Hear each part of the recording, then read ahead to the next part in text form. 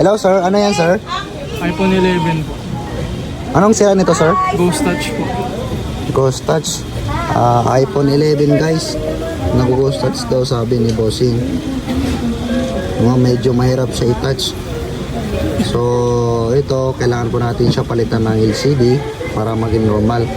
So Bossing, ano po ba yung history nito? Bakit siya nag-ghost touch?